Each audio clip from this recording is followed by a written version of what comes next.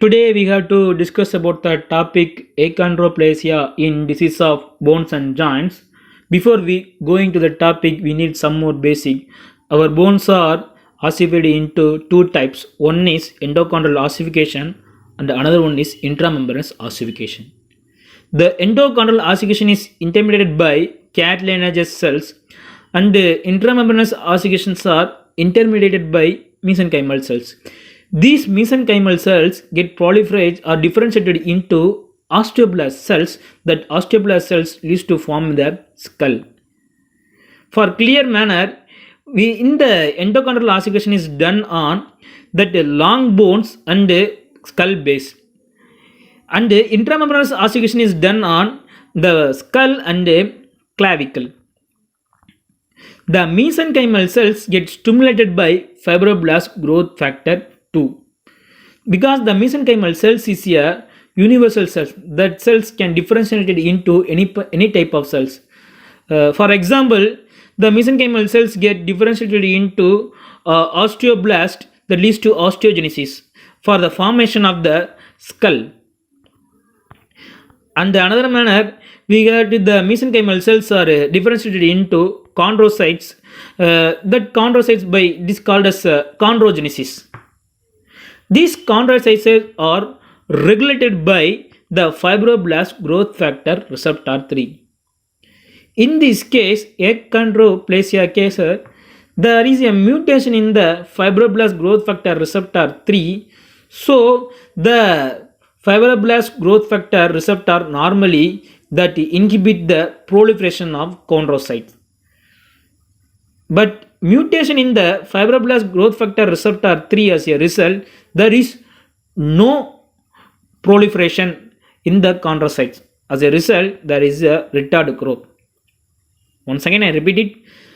This fibroblast growth factor receptor 3 control the chondrocyte activity, that is, slow down the chondrocyte activity. But the mutation in the fibroblast growth factor receptor 3 leads to the complete stopping of the endochondral ossification. As a result, retarded growth. We know the famous character, the Game of Thrones Tyrion Lannister, have the achondroplasia. We go to the topic achondroplasia. Achondroplasia is a autosomal dominant trait. A pair of a chromosome contain particular one chromosome contain point mutation, particularly the fibroblast growth factor receptor 3. The gene which control the fibroblast growth factor receptor 3 get mutated. As a result, decreased endochondral ossification. So, inhibition of the proliferation of chondrocytes. As a result, there is a decreasing the growth of or decreasing the proliferation zones and hyperplastic zones. So there is a loss of calcification zone or matrix zones as dysregularly arranged. In clinical features, there is we have to see short stature persons are C and rhizomalia is in. The rhizomalia is nothing but it is a shortened limb, especially in the proximal area. And trident hands also seen. The trident hands is there is a equal fingers in the hand, that is called trident hand. And we see that midfacial hypoplasia and prominent forehead. What is midfacial hypoplasia? That is, the midfacial hypoplasia is in this case there is a presence of there is a midfacial hypoplastic in the midface. Particularly, it is due to that ethmoid bone and sphenoid bone and occipital bones are the base of the skull. So, ethmoid bones and sphenoid bones are hypoplastic or decrease in retarded growth. As a result, we see midfacial hypoplasia. This like condition is midfacial hypoplasia. Another, it is a bullet shaped vertebral body is also seen. That is, in the radiographic features, we have to see that this like bullet shaped vertebral bodies is seen in these cases. and the limitation of joint movements and thoracolumbar stenosis and spinal stenosis also seen in this case. What is thoracolumbar stenosis and spinal stenosis?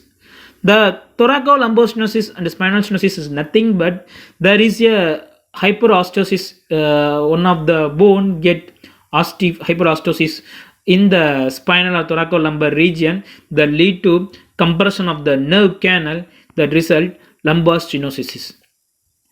Despite of there is a normal activity, this patient having not being a normal, except there is a retarded growth, but the dose of intelligence will be normal. In oral manifestation, there is a retrusion in maxilla due to retarded